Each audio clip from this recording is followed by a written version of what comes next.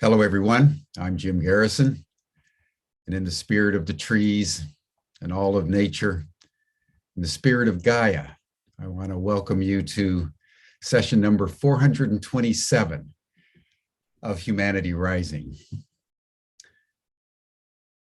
Over this past week, we've obviously, all of us everywhere in the world have been focusing on events in the Ukraine as we've borne witness to an invasion that has fairly dramatically and radically destabilized the stability in Europe with reverberations around the world.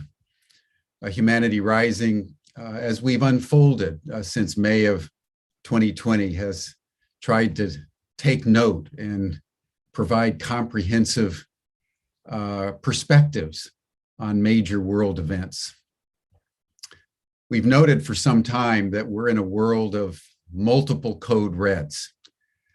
Ukraine is a code red. Russian forces are right now on nuclear alert. In the midst of that code red, the Intergovernmental Panel on Climate Change indicated that the code red for climate is also escalating further out of control. We're in code red on democracy all over the world.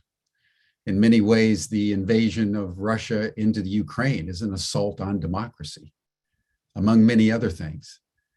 And we've all noted that authoritarian power is gaining ascendancy in critical areas globally, including in the United States. So this week, we want to focus on the crisis of democracy in America, knowing that similar challenges are confronting other peoples in other countries, and we have dealt with many of those countries over previous occasions. But in the United States, we are on our way to a very crucial election in November. And we are seeing day by day, week by week, the attempt on the part of the Republican Party to suppress voters, to eliminate voters, to compromise the electoral process. And we have said many times, and I want to repeat now, that if democracy is significantly compromised around the world, it will not be possible to deal with any of the global challenges that are before us. So the way we govern ourselves, the way we process and make decisions as free peoples is an essential, critical element to solving critical issues like climate change. And we need to bear that in mind. And we need to do everything that we can to ensure the ongoing viability of liberty. So that's our program today, and we're starting a 5-day session, a whole program for the next 5 days here on Humanity Rising. This is our first session, and that will be our theme as we proceed. Before I introduce our conveners and get the session underway, let us pause, as we always do, as we begin our Humanity Rising sessions, and just close our eyes and center ourselves in our hearts, and just take a minute to attune yourself with your heart and through your heart in a spirit of gratitude and thanksgiving. Feel the hearts of everyone on this call. Feel the valiance of the Ukrainian people. And feel all those everywhere who are struggling to preserve democracy as we know it. For just a minute.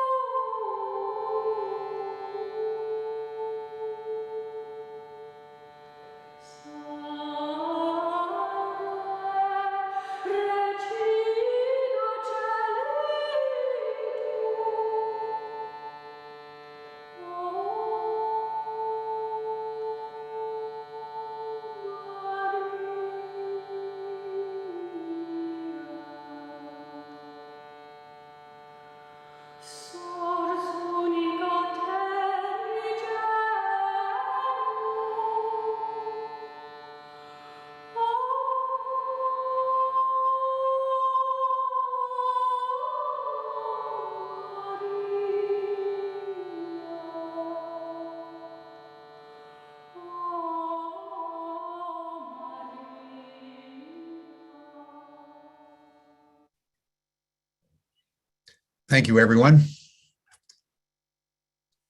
It's my pleasure now to introduce two people that you know well here on Humanity Rising.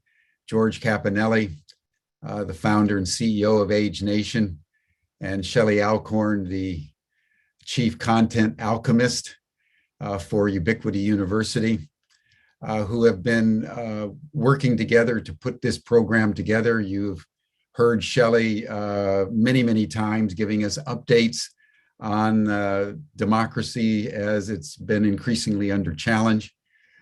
George Cappanelli has convened a number of programs, both on democracy, but also on the endangered species. So George, Shelley, I welcome you to Humanity Rising and turn the program over to you. Thanks, Jim. Thank you very much. And thank all of you who are with us today.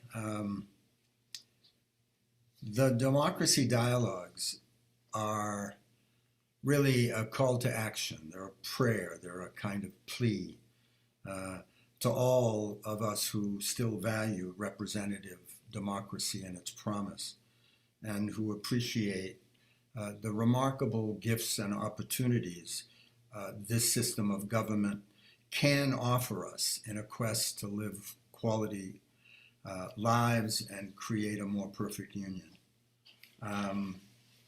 I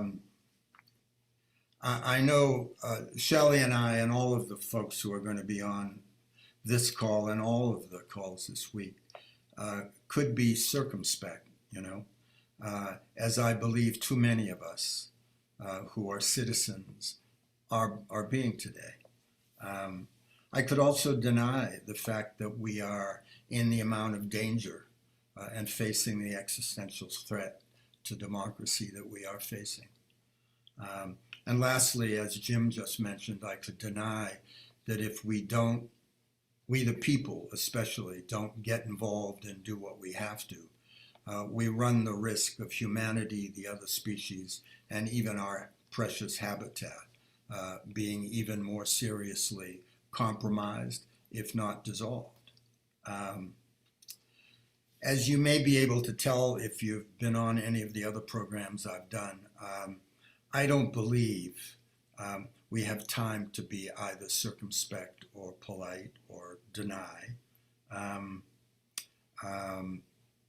I also don't think we have any hope of extricating ourselves from this dilemma if we, the people, don't wake up, get off our derrieres, as they say, and start fully exercising what I call the power of one, with the same level of commitment and intentionality that those who gathered to craft and sign our declaration did, with the knowledge that their lives were on the line.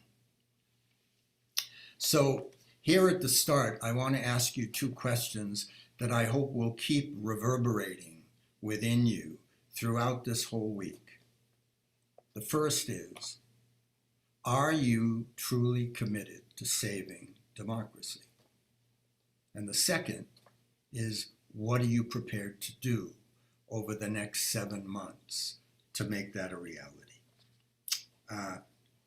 I can't speak for you, but I can tell you that these are things that keep me up at night. And the closer we get to that next junction, which is the midterms, I'm all too aware that they might keep me up too much, I'm just appalled and amazed at the seriousness of the threats against our democracy. I'm equally appalled at the ethical and moral bankruptcy and the cowardice of some of our elected leaders who are either avoiding the challenge or literally colluding in our demise.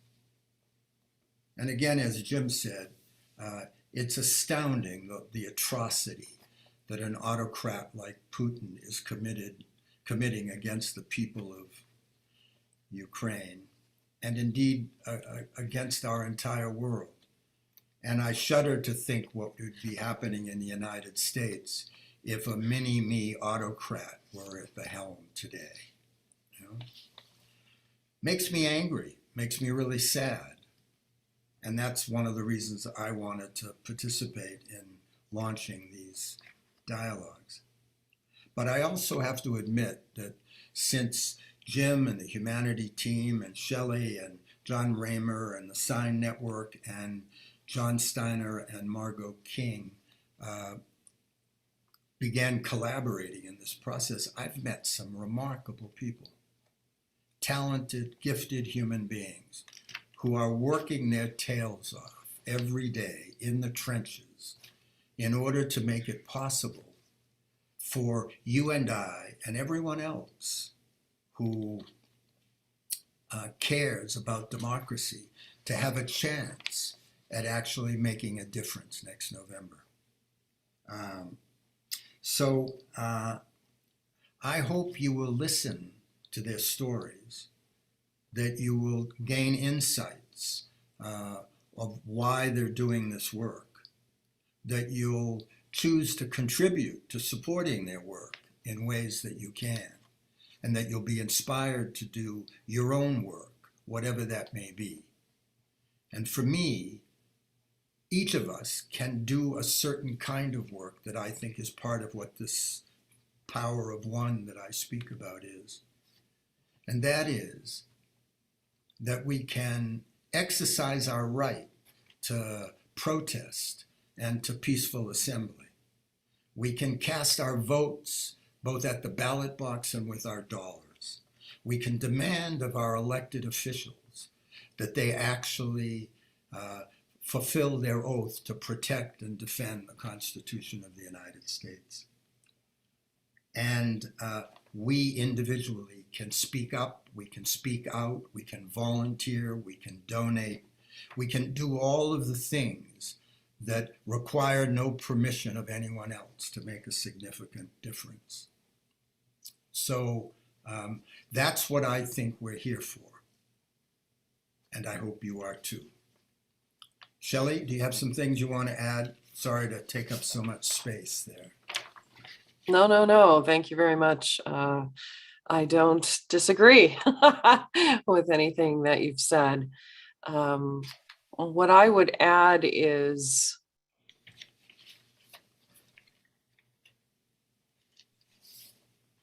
I know it seems like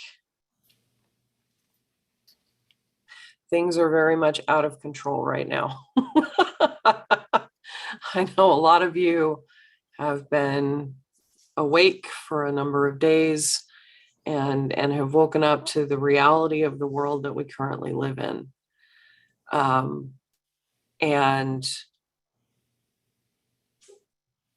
part of our responsibility this week and through the activities we will be undertaking up through 2022 and up through 2024 as well is trying to introduce you to the concepts behind the problem that we're in. It has to do with language. It has to do with definition.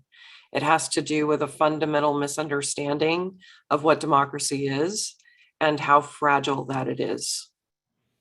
My biggest concern against the backdrop of what's happening in Ukraine is that the forces that are working against the American democracy, that have been working against it for a number of years. This is not something that showed up just because of Trump. This is not, he was an accelerant to what was underway already.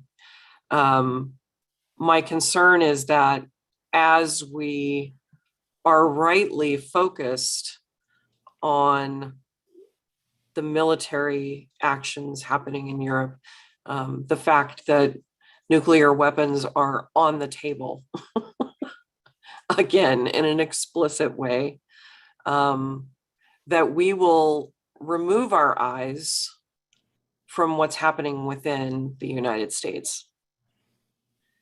And those forces that are working against democracy will gain larger footholds in the chaos as we're moving forward. So it might seem strange and narcissistic for us to talk about democracy in America against the backdrop that we are.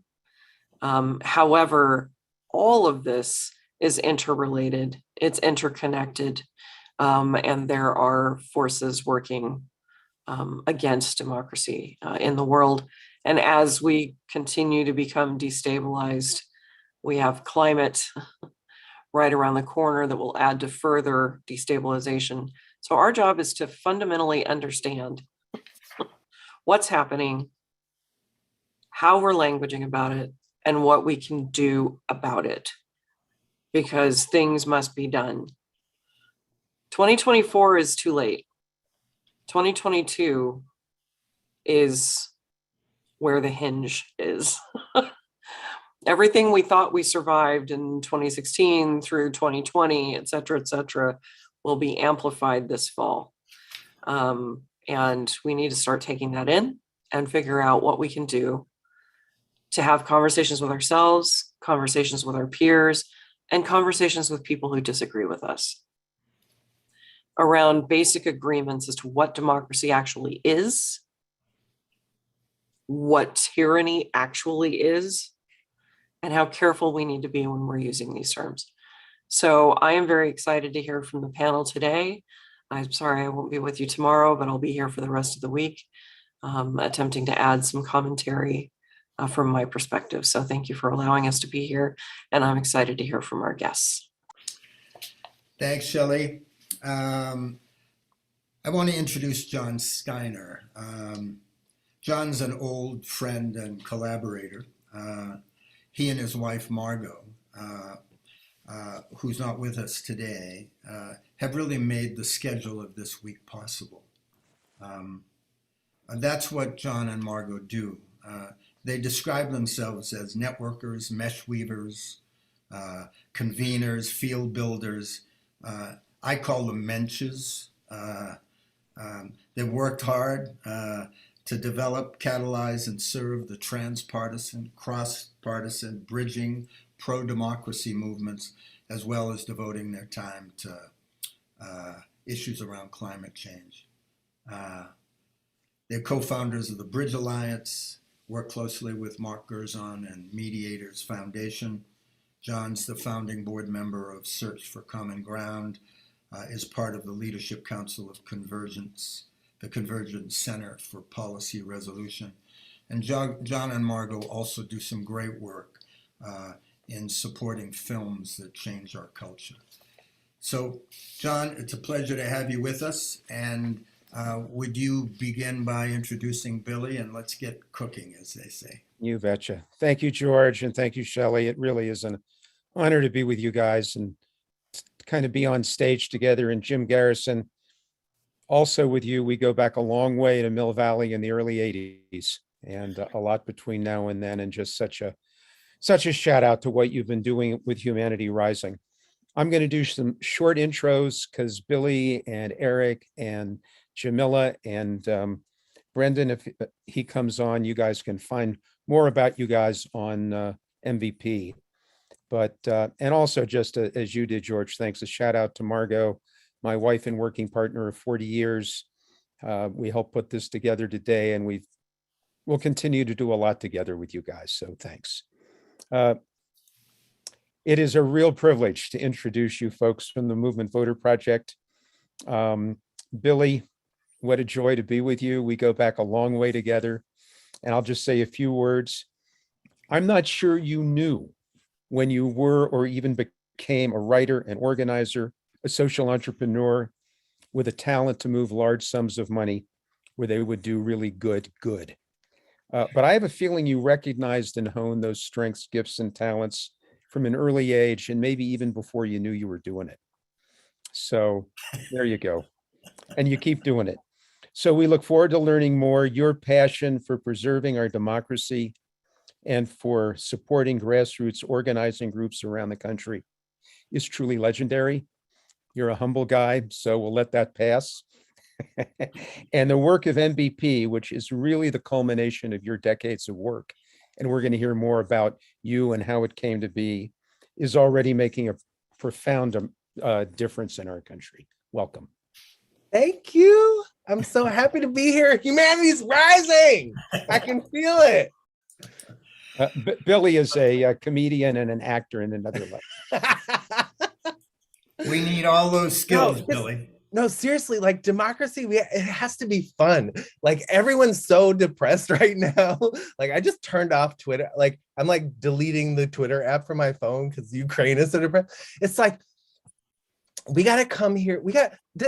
Democracy is about us coming together and enjoying each other and having fun and getting that energy out. So sorry, I'm jumping in on your question, but I can just feel the heaviness that so many people have right now.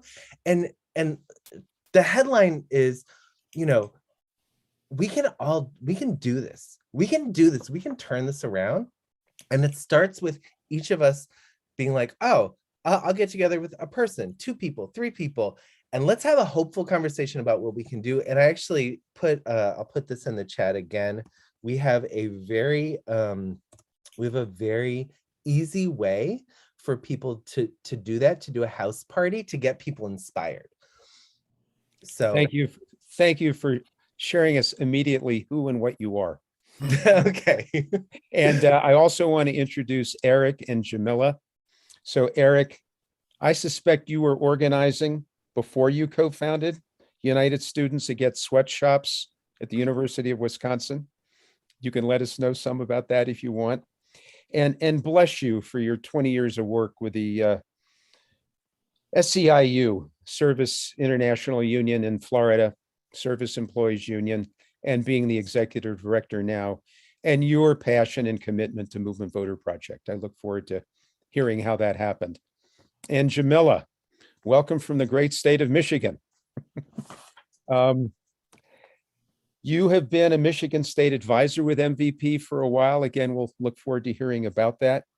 And again, blessings on your work with so many organizations around your state, as well as your own extensive background as a community organizer, your work with SEIU, and as a successful education-based community organizer in Detroit and Michigan, and particularly with having founded 482 Forward on behalf of Detroit Public Schools.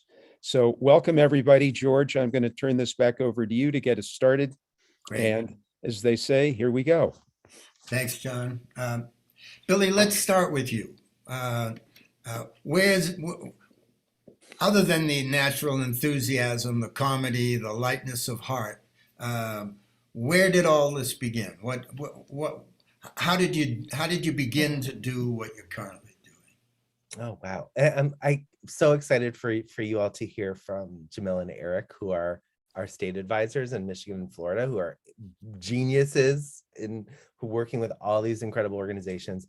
I grew up in Chicago in the 80s, in the hip hop era, breakdancing and graffiti and I got to witness up close the injustice of our society. And I didn't believe in elections. I didn't believe in voting. I didn't vote until I was 27, even when I was hired by Rock the Vote as their national talent scout to go find the best activists all over the country. And I was like, I work for Rock the Vote and I'm not voting because it doesn't work, like so many people. And then the 2000 election, I was living in Raleigh, North Carolina. I had just written a book called No More Prisons, and we were trying to stop the Wake County from doubling the size of the jail. And we realized in order to do that, we had to vote. We had to organize people to vote. So I was like, oh, I guess voting really, really could make a difference in this. And that was the election, you remember, when George Bush officially won Florida by 537 votes. And that put us on the course to the Iraq and Afghanistan wars and 3 Supreme Court appointments, which got us Citizens United. And that was the first time when I realized, whoa, elections really can make a big difference. And I was working with all these grassroots organizations around the country, and there was this group in New Mexico of Native and Latino organizers. I was involved with them in a movement way. I wasn't really even thinking about the voting work. And they were working on a local environmental justice issue, trying to stop a road over the petroglyphs, right? And they found out that the biggest developer in Albuquerque had relationships with 8 of the 9 people in the city council, with the mayor. So they realized in order to stop a road of the petroglyphs, they had to do electoral politics. They had to knock on doors. And they, over the course of 5 years, they kicked out 5 of their opponents on the city council. They flipped the mayor. They defunded the road with a ballot measure. They elected their own people to the school board. And in the 2000 election, when I was in North Carolina, they turned out over 3,000 unlikely Native and Latino voters over this road issue. They weren't even looking at the presidential race. And what happened? Al Gore won the state of New Mexico by 366 votes, right? So I was like, wait, what if they'd been in Florida and turned out 3,000 more voters there? We could have had a different president. And so that's when it hit me that there are these local organizations all over the country that are not necessarily involved in national politics, you know, and many of you are like, cynical about politics, you know, like, and what inspired me was how close it was. I was like, wait, they could have gone to Florida. We could have changed the entire course of world history. We could have done that. And I was like, I'm never letting this happen again. This is like the best, you know, opportunity to change the world in my lifetime. And so I started something called the League of Pissed Off Voters with friends all over the country. We started League of Pissed Off Voters groups all over the country. And we started flipping elections. We helped flip a governor's race in Washington state by 127 votes. You know, in 2008, our group in Minnesota turned out just a couple thousand unlikely voters. Well, we got a new senator, in the 60th Democratic senator in Minnesota, elected by 312 votes. So these are not anomalies. We have a razor close election where really big things get decided by just a few votes. And so I'd been working on lots of different projects that were sort of along these lines. And then in the 2014 election, I was running this project called Vote Mob, which was kind of like the League of Pissed Off Voters. We're hiring young people all over the country on campuses. We hired in key Senate states. So it's like, you know, Iowa, we hired like 100 people. You know, Kansas, we hired, 90 people on different campuses and donors were donating. And then a couple donors were like, hey, are there any other groups in Iowa or Kansas or Alaska or Georgia where these Senate races were that we should also donate to? And I was like, yes. And I made a Google Doc of these groups. I'm like, oh yeah, here's a group in Georgia. There's this woman, Stacey Abrams, who has this new project called New Voter Project, New Georgia Project, here's a group in Alaska. And people are like, oh, this is so helpful. And they started passing it around, donating to groups in Alaska and Kansas and Georgia. And I was like, wow, this should be available to everyone. Like, it shouldn't be hot. If you're a donor in California or New York or Massachusetts or wherever, it shouldn't be hard to donate to the on-the-ground organizations that are doing the incredible work in these states. So we made a list of these groups, vetted by, initially vetted by 50 experts, now many more. And we put up a website called movement.vote, and people started donating. And in the 2016 election, we helped a couple thousand people move about $2.5 million to groups. And there was, just to give an example from 2016, another close election, groups donated about $200,000. There are 4 organizations in New Hampshire that talked to 88,000 unlikely voters in New Hampshire. And the Senate race in New Hampshire was decided by 1,017 votes. Okay, decide a US Senate race. And that is the vote that made it so that when Trump tried to get rid of Obamacare, McCain said no, and this other new senator we had made it so we had healthcare, right? So huge, huge things are decided by these tiny margins in the right place. So MVP grew and grew and grew. And and we've now helped tens of thousands of donors, big and small, donate tens of millions of dollars to hundreds of organizations who have collectively helped flip over 100 races all across the country and win hundreds of policies all across the country. And in the 2020 election, it was so close again.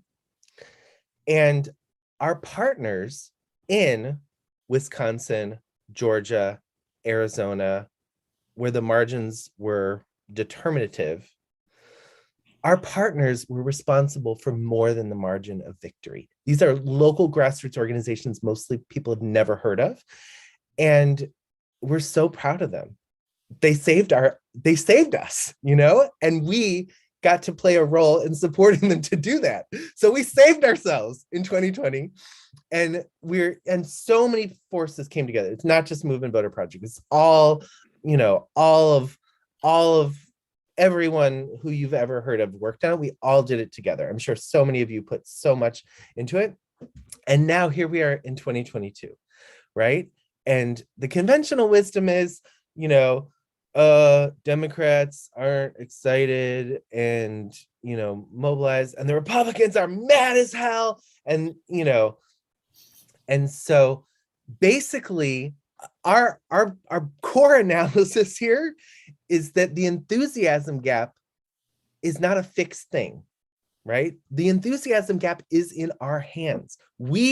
It is on us to generate enthusiasm. We are the ones who have to generate enthusiasm, and we generate enthusiasm in every conversation we have, you know, and by moving money to support the kinds of organizations that Jamila and Eric work with every day in states like Michigan, Wisconsin, Pennsylvania, Arizona, Georgia, Florida, North Carolina, etc.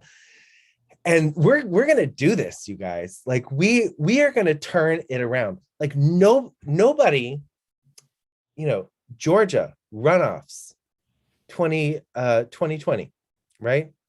Democrats never win runoffs in Georgia, ever. It was like looked like a total fool's errand.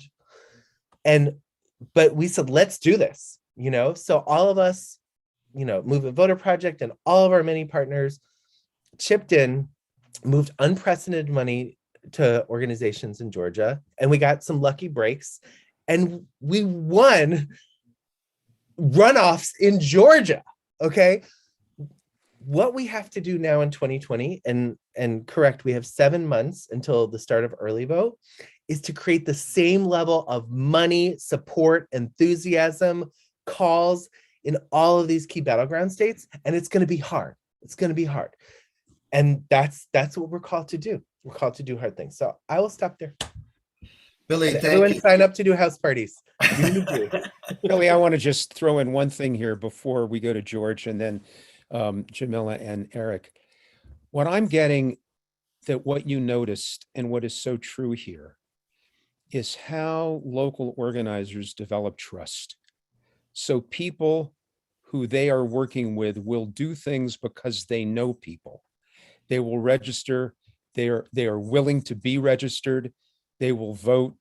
They will help get out the vote because of this trust relationship meme, if you like, that is really at the heart of what good community organizing is about, and your capacity to find people who aren't just good organizers, but are amazing human beings with social and emotional intelligence and interpersonal skills, as well as organizing skills. So just before we go on, because I think this is so core to what you all do at Movement Voter Project, just say a few things about, if you like, that theory of change. Yeah, well, it's funny because it makes me think of you, because you just organized a house party with all of your, you know, friends and everyone in Boulder, you know, and it's none of it's rocket science. It's like talking to people, asking questions, you know, what are you thinking about what we can do?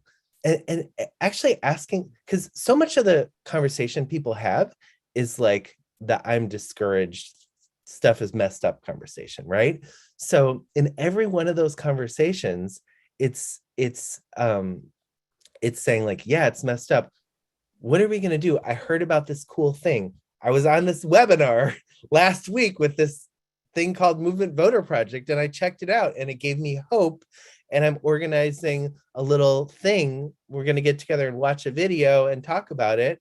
Like, do you want to come? Right? It's taking those depressing conversations and turning them around to what can we do conversations. Thank you. You know?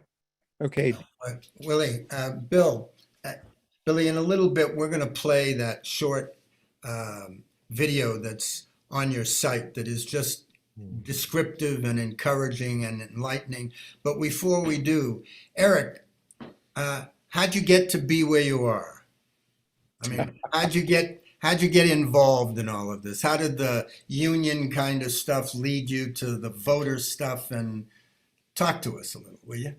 I have similar stories as I think both Billy and Jamila in different aspects. But I mean, my long story, well, I'm not going to make it long, but the go all the way back before I was ever engaged in something. And I decided I was going to write a novel, and I was going to go do that by trying to do work as a salmon fisherman up in Alaska in my summer after my freshman year of college. And through that experience, learned not only about hard work, but also about big companies and kind of controlling people on the other side of the world and the outcomes of entire communities. And so when I went back to campus, as I think John mentioned earlier, I went and started or helped start this group called United Students Against Sweatshops, because I became aware that places like where I went to school, University of Wisconsin, and other big schools, were able to, just by setting the price of this, how they were charging for their t-shirts and other apparel, were able to decide whether or not workers and halfway across the world had living wage jobs and good opportunities for a good future or not. And so I got engaged during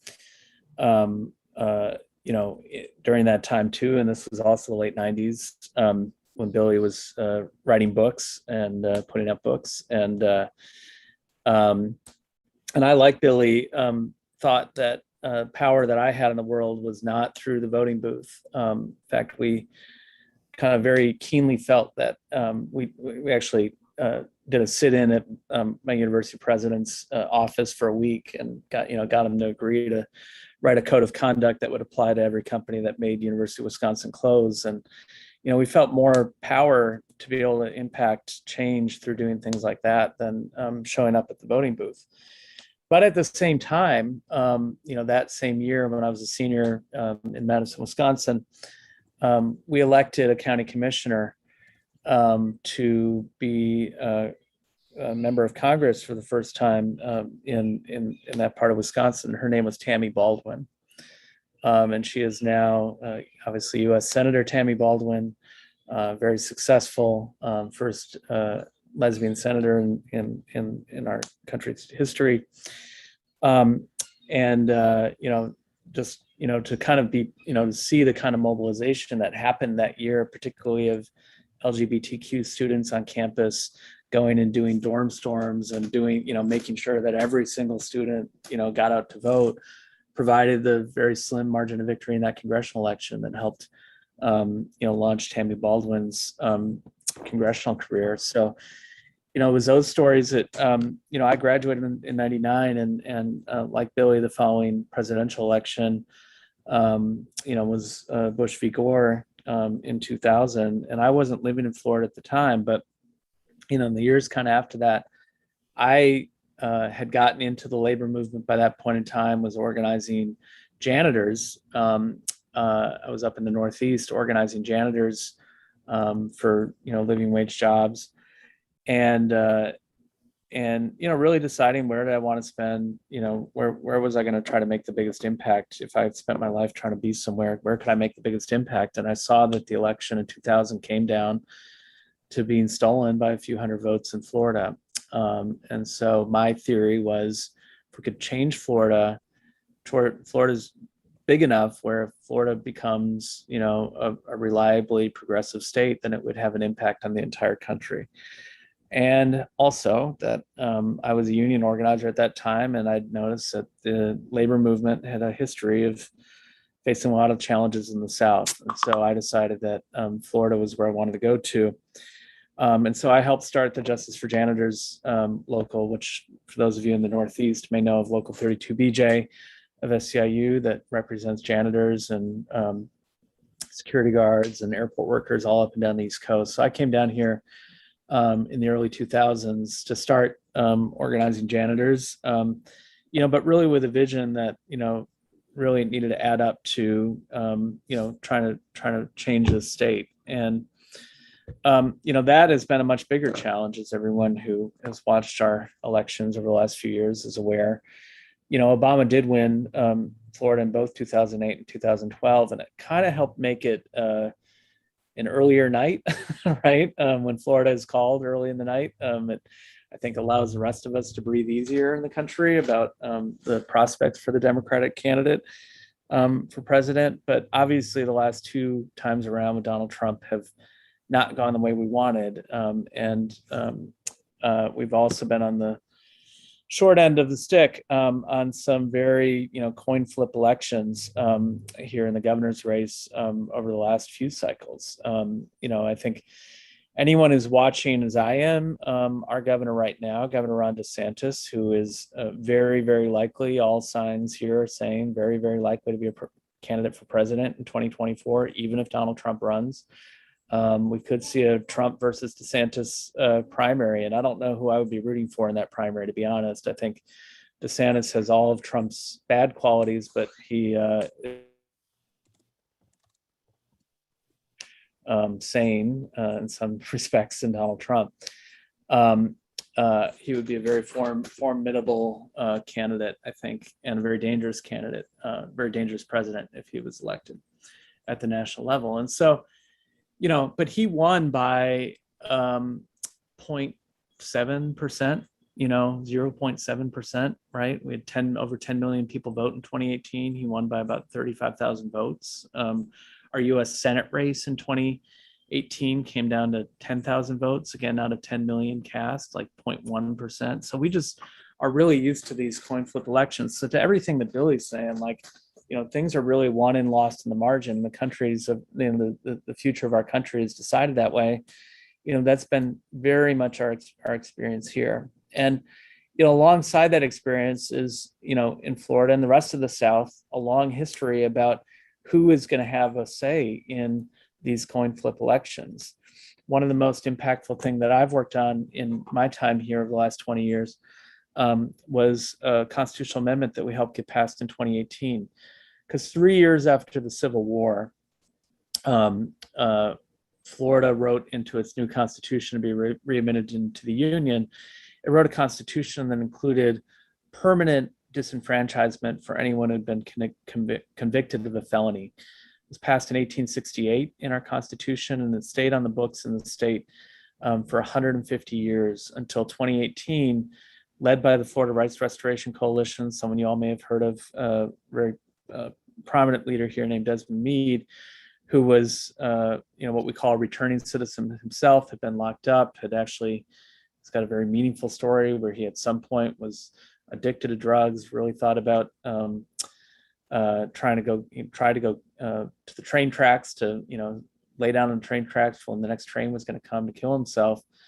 Well, the train never came, and at that moment, his life turned around, and he decided to lead this fight to make sure that people who had committed a mistake really got a second chance in the state. And, part of that second chance, part of reintegrating the society is becoming a full participant in our democracy. And so he got, he went crisscross the state, got hundreds of thousands of people to sign a petition to put this question on the ballot in 2018. And by 63 percentage points, 63% of people in our very closely divided state voted that people with felony convictions do deserve a second chance and do deserve to have the right to vote. Now, we continue to be in a lot of contested, fights about voting. Here, as we're talking about, the subject of this call is democracy. just this week, our legislature is about to pass another clampdown on democracy here. They're going to raise fines on groups that do registration. Hey, Eric, let yeah. me jump in for a minute. Go ahead. Let's move over to Jamila and hold this Okay, that's fine. for part of our conversation, because I think being down in the weeds like this is really important for our audience. But Right. thank you for that background and really giving us a picture of Florida. Jamila? Yeah, sure. Do you want me to just talk a little bit about me and how I got to MVP first, or do you want me to give an overview of Michigan a bit too? No, let's do how you just give us a sense of how you got here. We're then going to play a video, and then we're going to talk about what's in the way, different than was in the way in 2020, and what we're going to do about it. Okay. Got it. Yeah. Well, hi, everybody. Thanks so much for having me. My name is Jamila. I'm the Michigan advisor for Movement Voter Project. I'm based in Detroit. And I came to MVP actually as a co-director of an MVP organization originally. So I was co-director of an education-focused organizing group in Detroit called 482 Forward. I was there for about 5 years and had been doing education organizing in the city before that in some other places.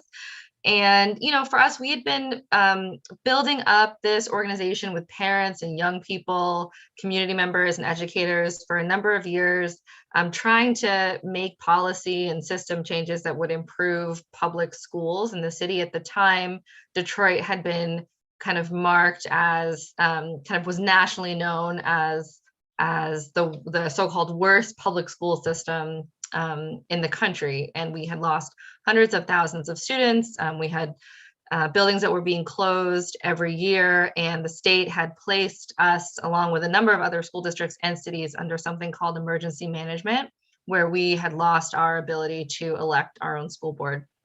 And I think we'll talk about that later as we get to the fight around democracy. But we, had been organizing and had been building up power and trying to push our emergency manager at the time. And we, did this amazing action with thousands of people and put all these demands to our emergency manager and got some yeses. And then the emergency manager left.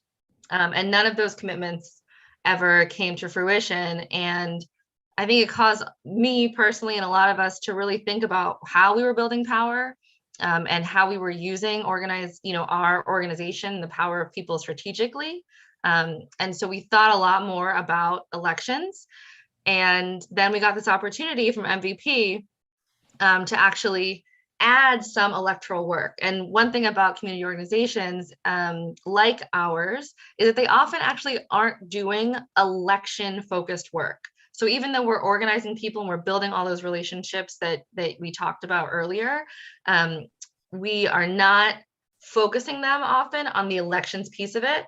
We're advocating with elected officials, but then not engaging in actually registering folks or turning them out to vote, because there's kind of a demarcation there for many of our organizations. So that was a big switch flip for me.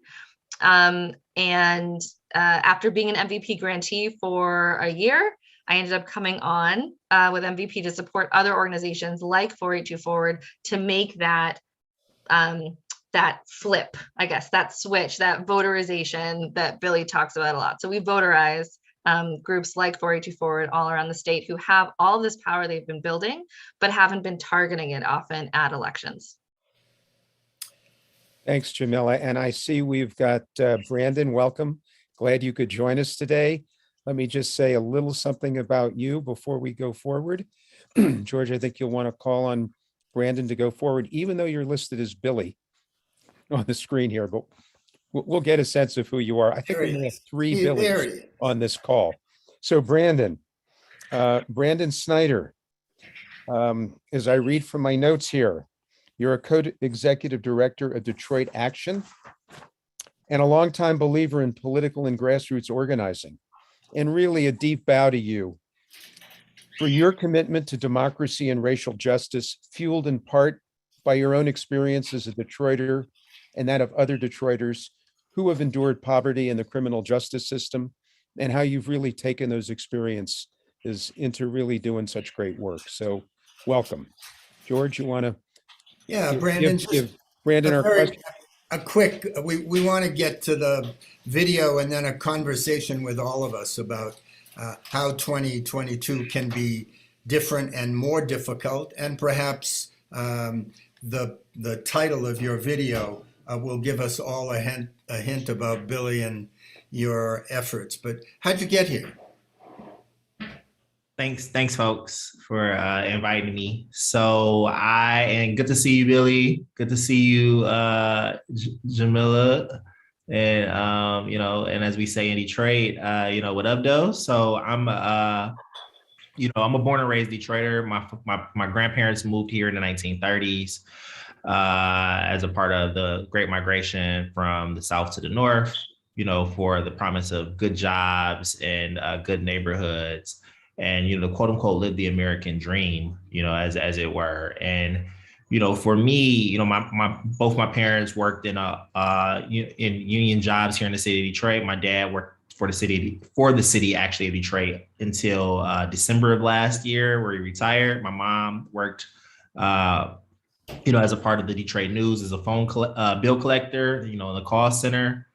She was on strike with the Detroit News and CWA in 1995. And so, being a part of like a bigger movement and being a part of something bigger has always really been a part of the things that has interested me, and has, made, it has been important to our, to my vision as a person. I got a chance to be the first person in my family to go to college. I went to the University of Michigan and, was swept up in the sea of hope and change of, President Obama in 2008 and was a part of the students, supporting affirmative action in 2006 and, got a chance to do, campaign work with a professor who was teaching about community organizing. And I think like the two most pivotal moments happened to me in that, in that time period as I was getting ready to graduate college. One, the work that we were doing, with the professor, we were going to soup kitchens. We were, helping do leadership development for folks who were formerly incarcerated, people who were housing insecure in the city of Detroit. And at the time, the mortgage crisis and the foreclosure crisis, we would see people who, people I knew who were at the soup kitchens, who I went to middle school with, to high school with, et cetera, who had been, foreclosed on, evicted, and who were no less smarter, less, more than me. But, the structures had, placed them in that situation and me and others. And so really thinking about like the opportunity, barriers to opportunity. The other, thing that sort of shifted and shaped my experience and wanting to be an organizer was, towards my senior year of college, I got arrested and I was, locked up in the Washtenaw County Jail, and, Washtenaw is like the third wealthiest county that we have in the state. And here I am 21, 22, and the people who I met, in the brief bit of time I was in the county jail were younger than me and were going to prison. And we're looking at me as as another Black man, as if I had three heads because I'm a Detroiter, I'm at Michigan, and I'm here in jail with them, even if this weekend. And so many of them had never even been on the campus. A few of them, though it's like right in the heart of the community, they had never, never had many of the same opportunities that I had. And for me, I thought about, again, what's this barrier? What are these systems that are harming some and enriching others? And I got a chance once I got my legal situation resolved that I had a mentor, sit me down and first he's like, what the hell are you doing? And what are you going to do with your life? And and get it together. And the other thing that he talked to me about was, it told me the story of the parable of the babies in the river, which is this old school community organizing parable. This idea, if you haven't heard it, it's about like, you're walking through a village and it's a picturesque village and you see, green grass, ice-capped mountains, village huts and everything. and you're walking, to this river, this crystal clear stream, and you see a baby, and not one baby, not two babies, but dozens of them just streaming through the river, and nobody's really doing anything about it. And so many of our responses to that in the world, happen to end up being about, asking the baby to pull itself out of the river by itself, by its bootstraps, or educating folks about why babies in the river are bad, or maybe, getting the baby out of the river and sending them on its way, packing a lunch, send them on its way. But nobody ever stops to really think about like why the hell the baby's in the river in the first place, or what can we do to make sure that there aren't any babies ever in the river again. And that's what I've learned what community organizing is, and in the work that we do. We want to make sure that we're not only building power for the community, not only building power, but also building power with the community. So much of what Jamila and the work that 482 Forward, inspires and talks about is like, how do we make sure that, residents and citizens are able to, build power for themselves and able to be agents of change in their communities. And that's what we do daily at Detroit Action when we think about the work on housing that we do, our jobs work, our criminal justice transformation work, the education work that we partner with Jamila's former organization 482 Forward. And even, when we think about democracy writ large, is like, we don't want people to be spectators. We don't want to think about democracy work as being this 4-year process that happens in November, but it's a year-round thing. And that the issues that matter to us, whether it is criminal justice, whether it is housing, whether it is jobs, are all democracy issues. And so I'm fortunate to be in partnership with a organization that I've been at since 2016, where in a previous life it was 2 organizations, one being the Detroit Action Commonwealth and the other being Good Jobs Now. And we relaunched in 2019 to build something that we think of as a union for the hood, a union where we can both represent the folks in our neighborhoods and our communities with jobs, and our neighbors without jobs as well. Brandon, thank you very much. Rick, are you standing by? Rick, are you there? Yeah, George, it's ready to roll when you are. Okay, let's roll this short video. When we come back, let's have an open conversation about 2022, the differences, what's going on in voter suppression, and what we can do around it. Go ahead, Rick. Republicans want to put forth policies that actually make it harder for us to vote, that make it more difficult for us to vote. That's a direct attack on not just Black and brown folks, but on democracy in general. Republicans are firmly set on recapturing the House majority. The odds are in their favor. The odds are in their favor. In their favor. The only way we're going to defy the odds is to do the same thing we did in Georgia last year. We need to move unprecedented support to MVP groups in all the top battleground states and districts, just like we did in Georgia. MVP supporting over 500 local organizations to win in 2022, just like we did in Georgia. Our goal is to register at least 70,000 new voters in the state of Texas. We're going to be able to train up hundreds and hundreds of youth throughout the state of Arizona. It's more important now than ever to make sure that we're supporting these grassroots organizers on the ground that can get to the most marginalized folks. Now we can win by even wider margins than we ever thought was possible. And that all starts with investing right now. There are 7 Senate seats in play, dozens of House seats, and governors and secretaries of state who will decide voting rules. Everything is at stake in 2022. The climate, the courts, racial justice, whether we have fair elections and whether we have a democracy at all. It's going to make or break a lot of the issues that really impact us locally. Abortion access, education, COVID still ravaging our communities. Our lives are on the line. Still facing these economic changes at the verge of maybe a possible eviction crisis. That's what we're fighting for right now. The thing that I've learned from MVP is that if you have people on the ground, what they need is resources. Allow those folks to do what they know how to do. Now is always the best time to donate. those who are most marginalized should be the ones at the forefront. MVP works with those organizations and those organizers. Now is the time to invest in local organizations and make the 2020s a progressive decade.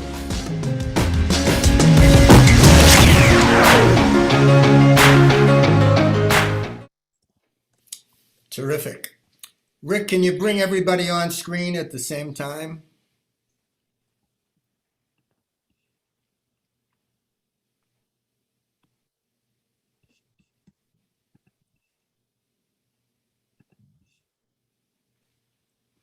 Rick? I mean, they have to turn their own cameras on if they want to be on screen. Okay, let's have everybody turn their cameras on, please. And your audios. And Billy, that's a great video. Inspiring, upbeat.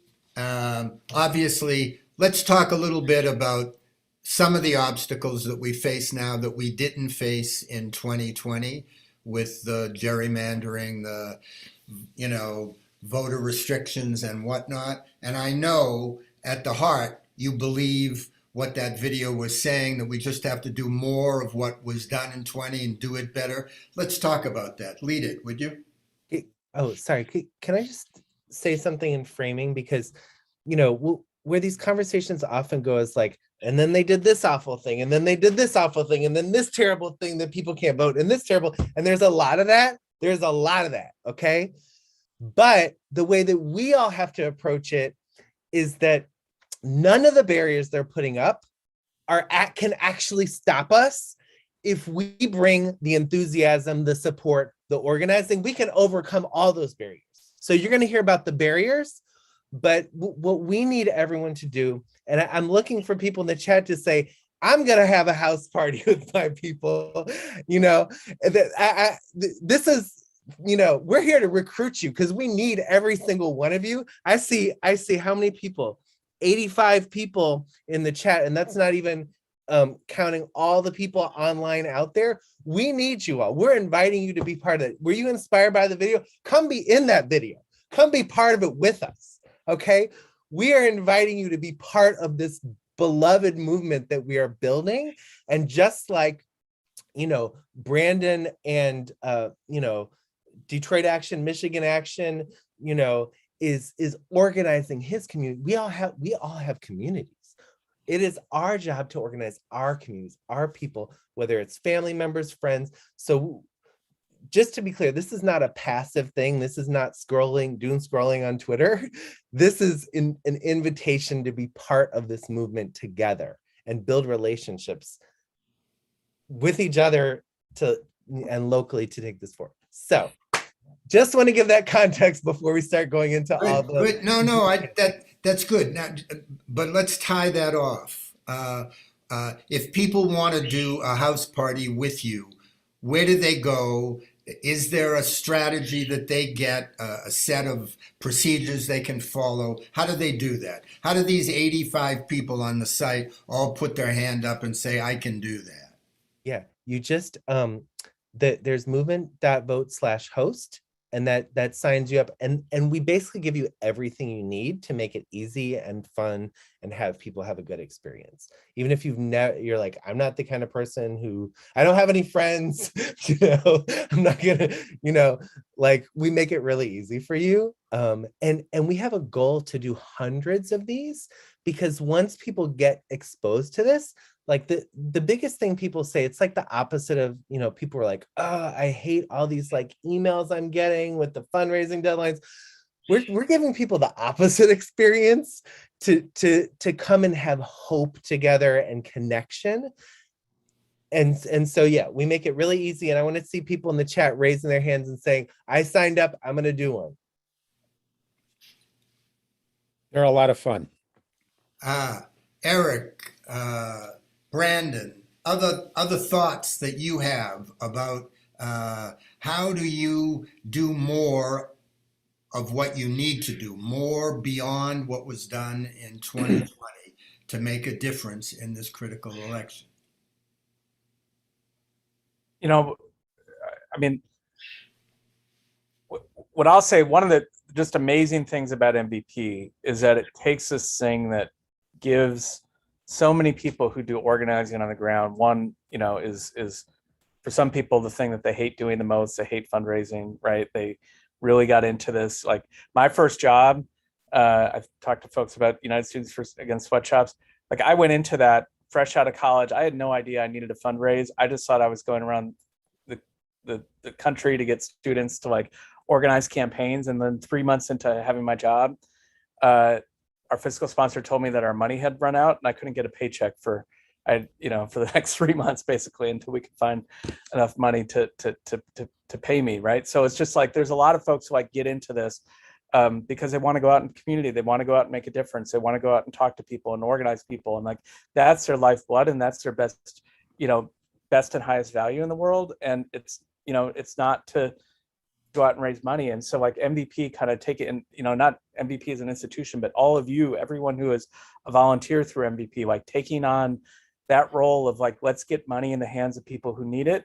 This is how elections are won, by talking to people in the community every day, folks who know the communities and are meaningfully engaged with them year round. So like, I'll just say like, deep gratitude to everyone who takes up Billy's call and organizes a house party and, gets engaged, more deeply with what MVP is building.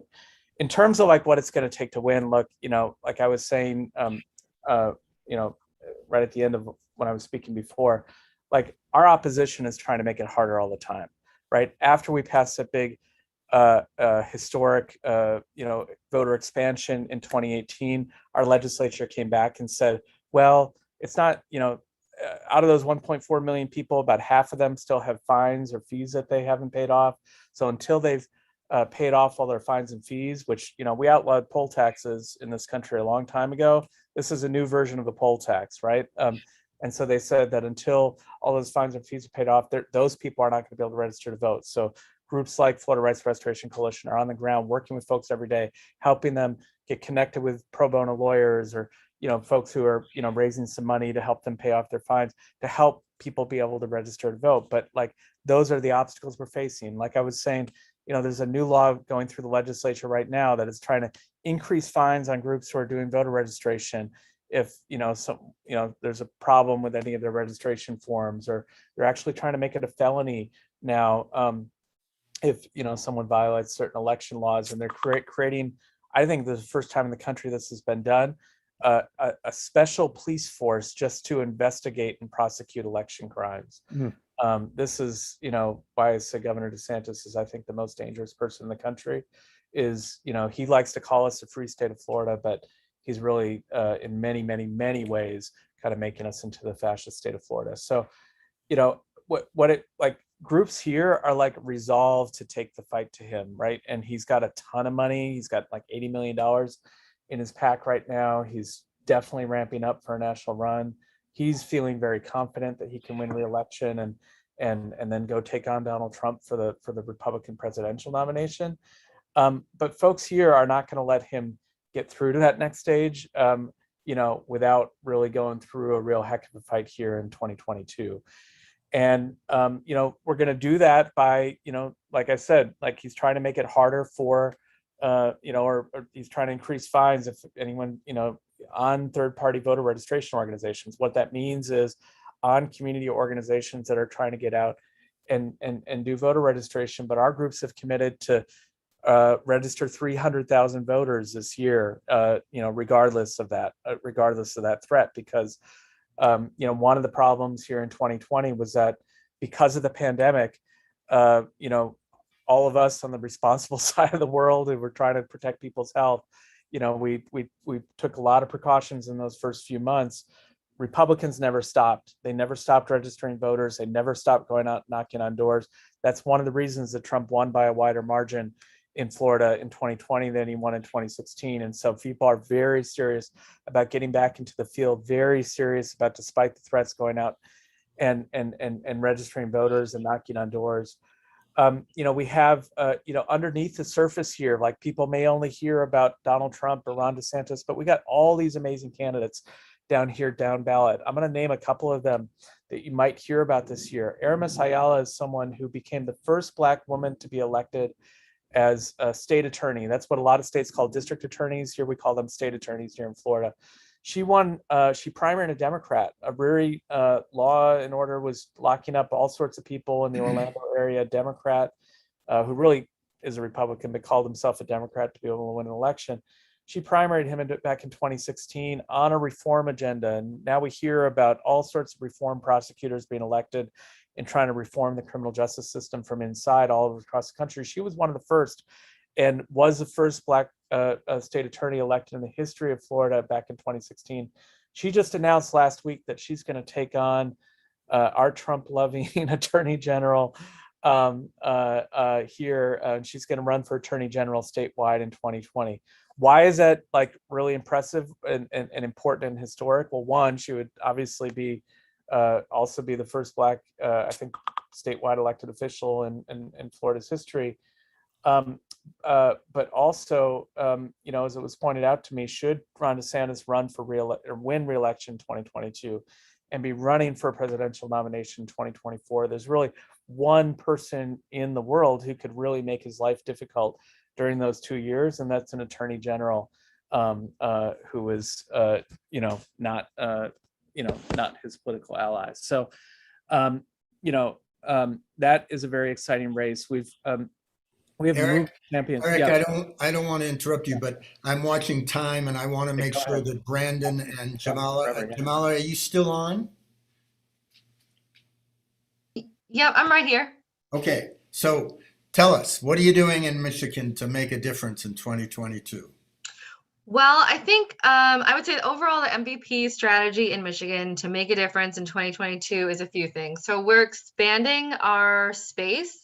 We're expanding to more in the west side of Michigan, where the population is growing and the population is also getting more progressive.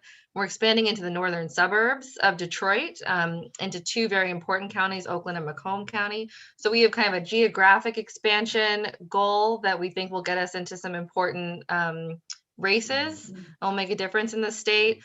We are supporting groups with a lot more capacity building and support. So this is something we always do with groups, is that we don't just give them direct dollars, but we also give them, we have a whole capacity building department within MVP that supports groups to get better in the various ways that they might want to get better, whether that's starting to use more tech tools or getting training for their staff or getting consulting on some internal operations. And so we're doing a lot more of that this year. And then I think our groups are, getting better and more sophisticated, and they're using, I think, a lot more like sophisticated data and information than they have in the past. And then I think the last thing is that our groups are really focusing on issues. You know, this is going to be a different election than it was, of course, in 2020 and in 2018, where we had a certain kind of energy around fighting back against Trump. And without that, there is this question of like, what is our energy around? And something that a lot of groups are doing is they are running ballot measures. So we have an incredible number of ballot measures running in Michigan right now on our side around restricting payday lending interest rates that folks can charge, around increasing the minimum wage, around protecting choice, around expanding voter rights and access, around, what else am I missing, Brandon? Is that it? Payday lending, one fair wage, choice, voting, and criminal justice around, you know, justice. good time, people being able to, you know, receive time, you know, off of their sentences, you know, so, you know, lots and lots and lots of stuff. Yeah. And we think this is a really important strategy for this year and for going forward, because, you know, politicians and elected, like, that's not everything. And it's much easier and clearer to talk to folks about being able to vote directly on their issues, which is something that Michigan can do. And it's a really important tool for us as community organizations to be able to turn folks out and to be able to make an immediate impact on people's lives. Thanks, Jamila. Billy, do you have strategies for doing very large Zoom house parties? Oh yeah, no, we totally help people and hold people's hands in doing that. And I'm loving seeing in the chat all the, you know, someone in South Carolina, someone in Spokane. Yep. We're all over the country, you know. So yeah, we make it easy. We'd love to see you organize in South Carolina, donors to support groups in South Carolina and in the South, and or wherever it makes sense. People can target, you know, funds to a specific state. I could, you know, they could target to Michigan or to support a group in South Carolina or wherever. And in terms of, so we need donor organizing everywhere. We've started a couple local groups that are not just a house party, but like in Boston and in Western Mass, where I live, a local volunteer group. They call themselves the Western Mass MVP team. They organized 100 house parties. That, like, they made it like a household name here, where people think, when I want to change the world, what do I do? Oh, I can support a group in a place I've never been to, you know, that's going to change the world. So, so eventually we want people actually starting groups in Spokane, in South Carolina, in all the places where y'all live, that are both about supporting local work and supporting nationally as it makes sense to you. And like, yes, we hold people's hands. We have a whole team that, just like Jamila said, we have a capacity building team that helps the groups. We have a donor organizing team that helps new donor organizers. What haven't we talked about, Billy? Well, I actually think the model is so brilliant. Like what Jamila and Eric, you know, support. Approximately how many groups in how many counties do each of you guys support right now? And the headline here is, you know, a lot of people are like, oh yeah, I heard Stacey Abrams has a good group in Georgia. I'm gonna, you know, send her group money. The idea is there are amazing groups that cover different niches all over the state with different communities. And our approach is to fund the whole ecosystem strategically to transform the whole state. Jamila and Eric, and then it'd be great to hear from Brandon more, like what you're visioning and what support you need, you know, going into 2022. You know, what does success look like for you, and how's the money flowing, you know, for Detroit Action? Jamila put hers in the chat. Looks like we both support 30-ish groups in 30-some counties in our states. So, yeah. Brandon, Billy's question: what's your ideal scene? What's Well, to the latter part of his question, you know, money moved, you know, really slowly in 2021. I think that we were, you know, very appreciative of like the support that we did get from MVP, especially for electoral dollars, especially for like, you know, just traditional C4 advocacy dollars, because that allowed us to be able to not only engage in our municipal election that we had, our mayor's race and our city council races, but also allowed us to prepare this year for, you know, for the races that we're speaking of, the you know, the governor, the Secretary of State, the Attorney General, and these number of ballot initiatives that Jamila was mentioning. You know, I think that one of the things that ends up happening is that, you know, we end up, you know, in the fundraising world, these, you know, you have these boom and bust cycles, and these boom and bust cycles means that, you know, like one day you're able to staff up and build an organization and train people, you know, from your community to, you know, to be able to talk to their neighbors and be able to engage on the issues that they care about and make a, you know, a large scale impact. But then when the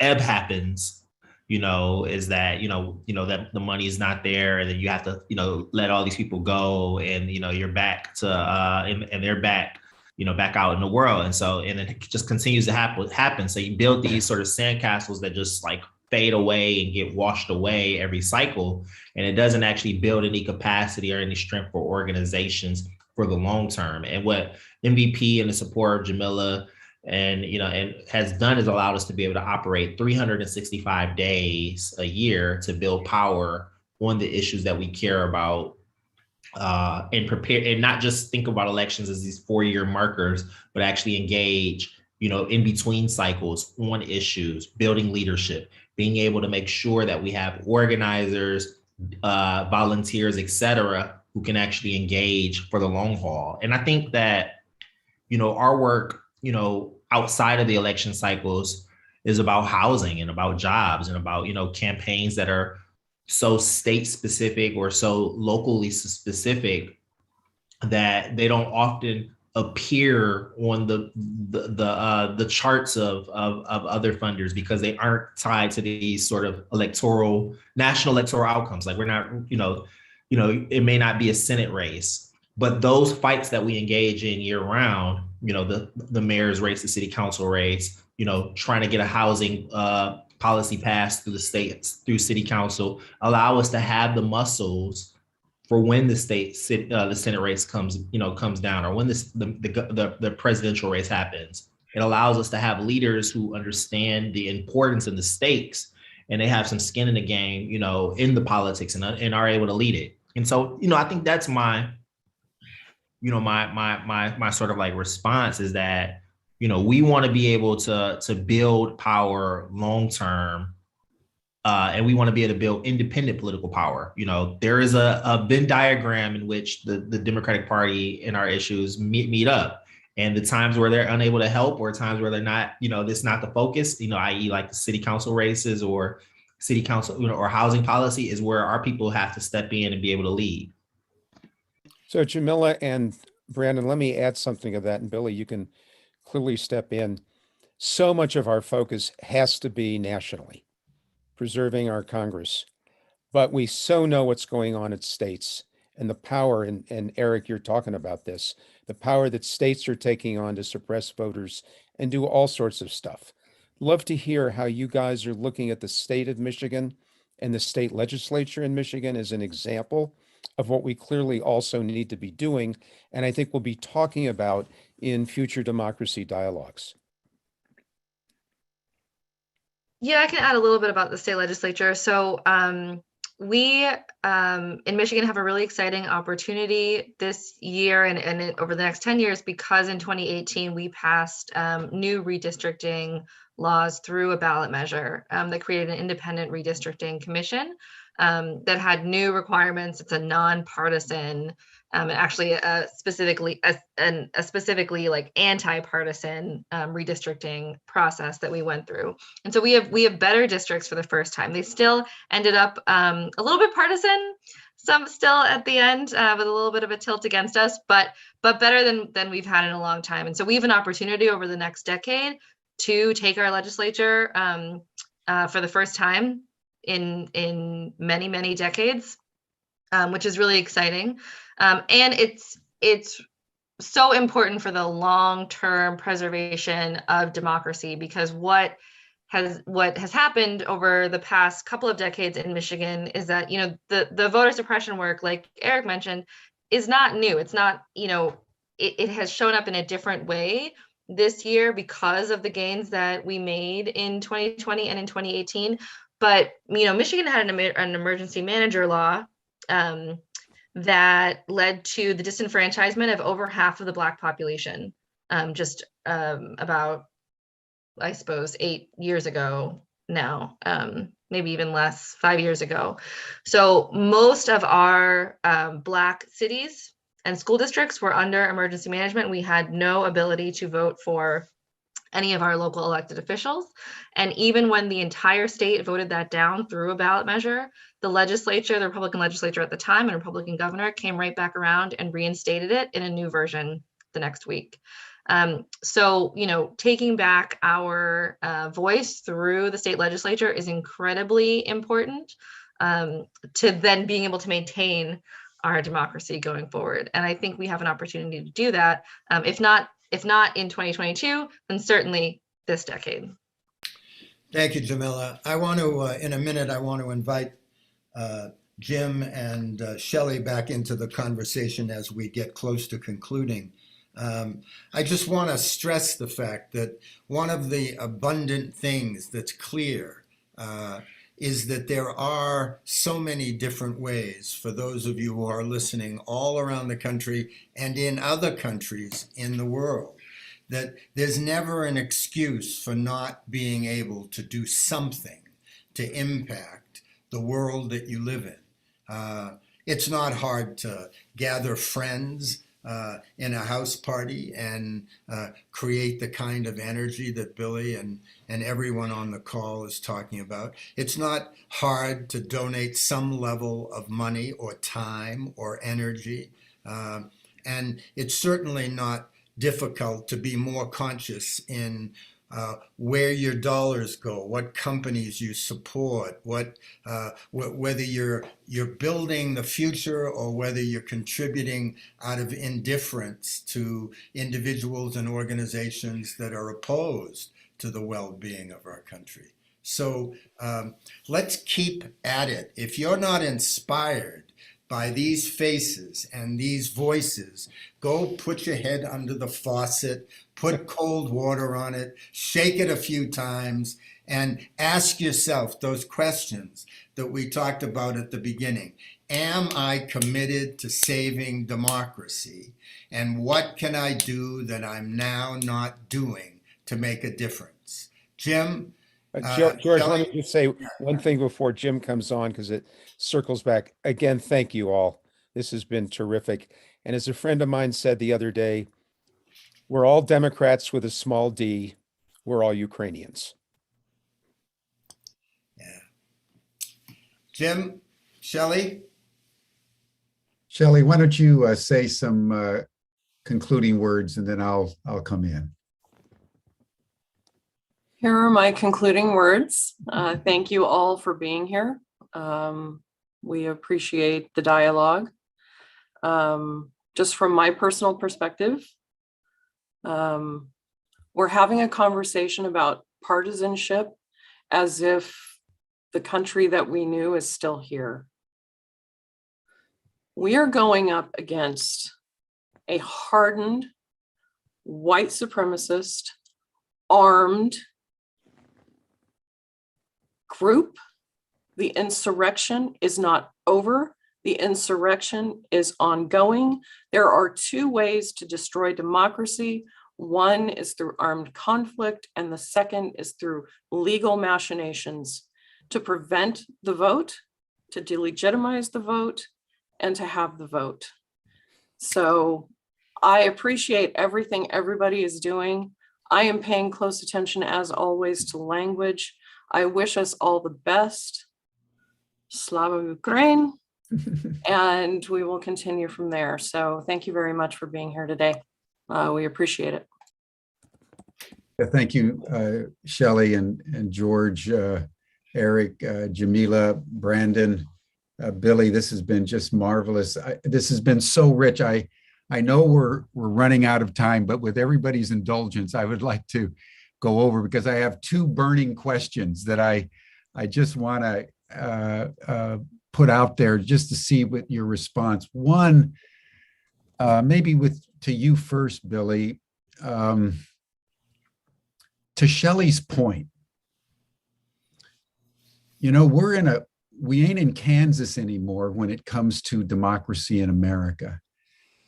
We have a former president backed up by a major party, the Republican Party, that has not only succumbed to the big lie, but made the big lie a official aspect of its strategy moving forward, and has every intent publicly to dismantle democracy as we know it. And I don't recall a time in history, maybe before the Civil War, where the rhetoric and the policies were so explicit in their articulation and so passionately embraced by an overwhelming majority of a major party. So I think that the question that I'd love to hear all of your comments on is, I know you said, Billy, that this has always been happening. We have to try harder and harder. But isn't there a structural difference now in the playing field that we're dealing with?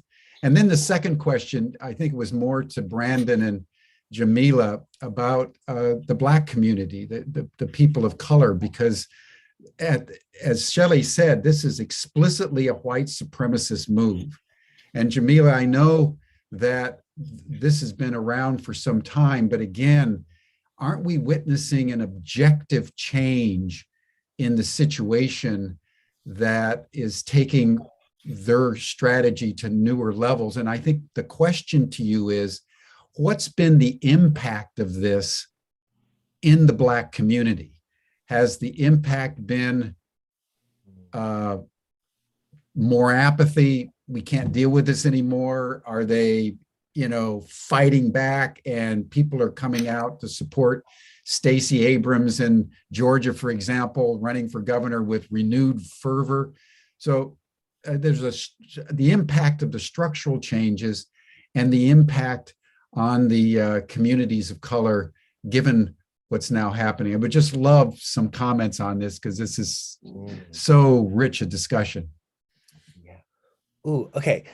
I'm jumping in, and I actually want to jump in on that question too. Like, Black people have always had to fight on two fronts against like the Republican fascists and like Democrats who are often doing terrible things too, white Democrats. And so like, I believe our commitment, as, people of conscience is we have to fight on two fronts too. We have to both fight the fascists, and we have to fight to transform, our own country and ourselves, and, like liberal, whatever white people, like we have to transform ourselves and like be really committed, like, friends, partners, and allies of, Black organizers and organizers of color who are having to deal with like, way more stuff than we are.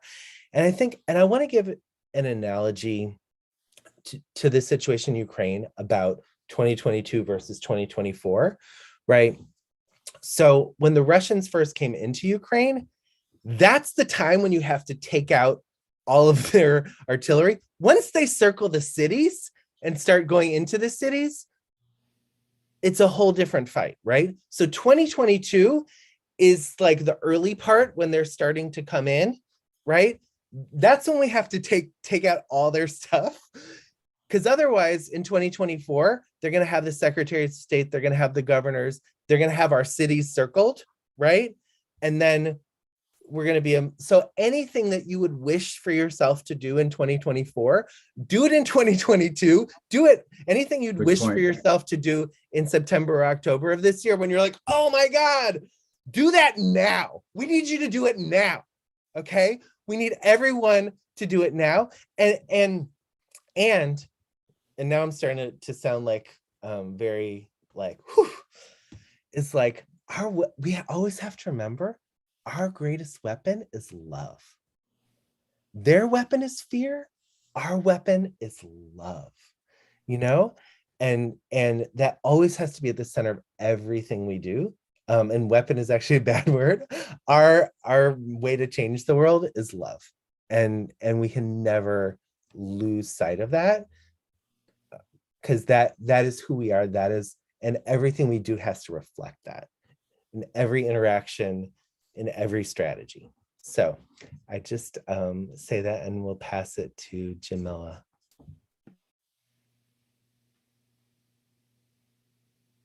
Is Brandon still on? Yeah. Yes. I'll just say, like, from being on the ground, a lot of what Billy said resonated. And then the thing I want to lift up is that the work that these campaigns have done, of disinformation, of chipping away at our institutions works. It ultimately is designed to make sure that people don't have faith in the system, and who that impacts mostly are folks who have been cheated and been disadvantaged by the system before elections. And so that also is part of why we believe in our strategy being beyond just election and beyond partisanship, really, is that we have to be able to strengthen institutions. We have to be able to win, get wins and get material wins for people to be able to care about the system, the electoral system, but also so that they can feel that they have voice and agency to act. So, I mean, I think when we talk about, the voter suppression, like it's working gangbusters. And like, the reality is that our folks can't out organize, voter suppression. Like what we need is the ability to act now and be able to act in our states and to be able to, and to act early against this. And that, that requires, not only an early investment, but it also requires the ability to have supporters and allies and people who are willing to step in and throw down when it's time. Thank you. Jamila. I think Billy and Brandon covered it. Cool. Eric, any comment you would like to make? No, I mean, again, just gratitude for everybody and what you can do. And it's so important, don't ever underestimate its importance in the aggregate to what people are doing on the ground. John, any final comment? I just want to say one thing, and that is that I'm still, although I was aware of it, I'm still reverberating. And I know we are living in a different time. I know that the severity of the forces arrayed against us. In 2020, they hadn't fully come out of the woodwork, but they are certainly out of the woodwork now. But at the same time, I want all of us to remember some of the figures that Billy gave us and that Eric gave us during this conversation about the differences in the number of votes that have determined so many different elections, nationally, regionally, locally. That's still a really significant number, no matter what kind of crap the opposition tries to erect or throw against us. In the end, and Billy's right, if we don't pay attention to 2022 and they put in place different secretaries of state and they put in place rules about legislators being able to overturn elections, that's when the cities will be surrounded. We have to stop them now. And we have to remember that we do have the power to do it if we exercise it. I just want to keep stressing that. Let's get a final comment from John Steiner here. And then George, after John's finished, say a word about what's coming up in tomorrow's program. Well, yes. Thanks, Jim. And again, thanks everybody. The name of the game, when all is said and done, is voter registration and getting out the vote. And what Movement Voter Project does as well or better than any group we know is they know how to do that in targeted areas that are going to make a difference to preserve our democracy. So I think we do that with other groups that we may know and work with, but we're on, and we brought these folks on because as far as we know, you guys are the best. And it's targeted. This is evidence-based. This is research. This is not across the board. You know how to do it. You know how to get the folks to the polls. And we're supporting you doing that. Thanks, John. So tomorrow is International Women's Day, and there's a dialogue on women on democracy. On Wednesday, we're going to be talking about bridging divides by creating connection in the midst of deep division. On Thursday, we're going to be talking with Ezra Levin from Indivisible, and we're going to be talking about progressive advocacy and electoral work. And on Friday, we're going to be talking about civic nation and when we all vote and more of the conversation of the power of we the people. So that's this week, and this is the first of 4 or 5 weeks we're going to be doing between here and the midterm. So stay tuned, stay involved, remember the power of one. And Jim, take us out, will you? Thank you, George. And thank you, everyone. This has been so inspiring and powerful. And George, you're right.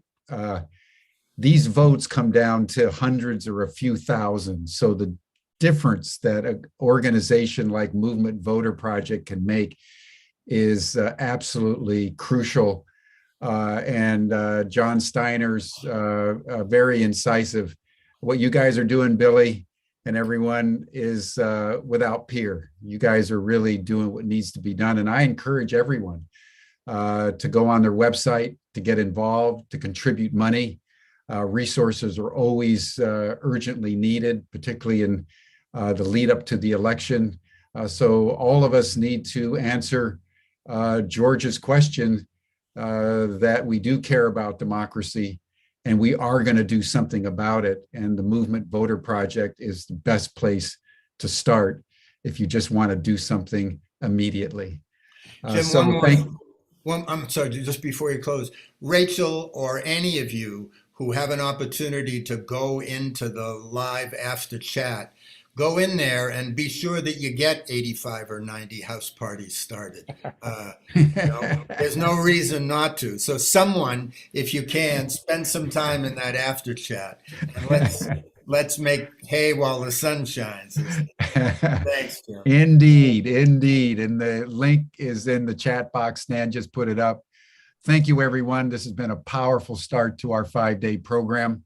We'll see you all here again tomorrow for our second installment on International Women's Day with Women in Democracy. I'll say goodbye for now.